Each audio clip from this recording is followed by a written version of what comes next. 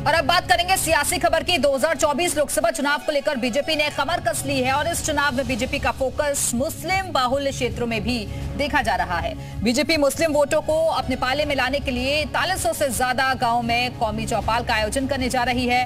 पश्चिमी यूपी में 10 फरवरी से 13 जिलों में शुरू होने जा रही इस चौपाल के जरिए बीजेपी अल्पसंख्यक मतदाताओं को लुभाने की कोशिश करेगी। इस चौपाल के जरिए बीजेपी सरकार की तमाम योजनाओं और उसके फायदे को जनता के बीच ले जाएगी। चुनाव अब करीब आने वाले हैं, ऐसे में बीजेपी मुसलमानों को साथ जोड़ने का कोई भी मौका गंवाना चाहती नहीं है।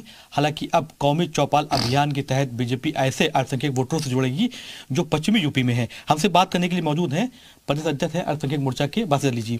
किस तरह अब मुसलमान जो हैं, जितना वोटर्स है पश्चिमी यूपी में, कैसे उनके साथ जाएंगे, किससे चौपाल की जाएगी? अब देखिए, भारतीय जनता पार्टी जब बात करती है तो सबका साथ, सबका विकास और सबके विश्वास की बात करती है। अगर आप योजनाओं में भी देखेंगे तो 18% आबादी को 30% के आसपास की हिस्सेदारी मिली है। पश्चिम उत्तर प्रदेश के जो जितनी लोकसभाएं हैं मुस्लिम बाहुल्य हैं और हमने लगभग 23 लोकसभा पर खास फोकस किया है, जहां घनी आबादी मुसलमान गांवों की है। वहां के प्रधान, पूर्व प्रधान, जिला पंचायत उन गाँवों के अंदर रहते हैं।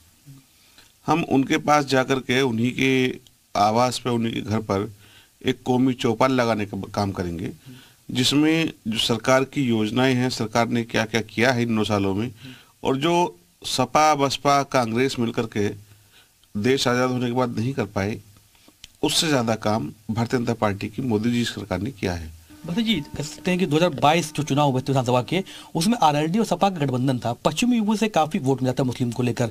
तो क्या लगता है कि इस बार बीजेपी के साथ मुस्लिम आएगा? क्योंकि कहीं ना कहीं यूसीसी ड्राफ्ट भी आ रहा है, एक तरफ उनके अंदर डर फैलाया जा रहा है, एक तरफ कहा जा रहा है कि ये ड्राफ्ट उनके खिलाफ है, और सपा इस काम को भी कहीं ना कहीं लुभा रही है। क्या कहना है कि मुसलमान बीजेपी के साथ नहीं जाएगा? देखिए, जब यूसीसी आएगा तो मुसलमानों के हिसाब से भी आएगा। वो किसी के धर्म की आज़ादी नहीं छीन रहा है। ये लोग खुद ही जब झूठे साबित होंगे, जो इन्होंने अफवाहें उड़ाई हैं, तो उस तरह की चीज़ें यूसीसी में नहीं होंगी। यूसीसी इन्होंने कहा जैसे कि दाढ़ी नहीं रख पाएंगे, टोपी नहीं लगा पाएंगे, नमाज नहीं पढ़ पाएंगे, इस तरह की बातों के लिए यूसीसी नहीं है।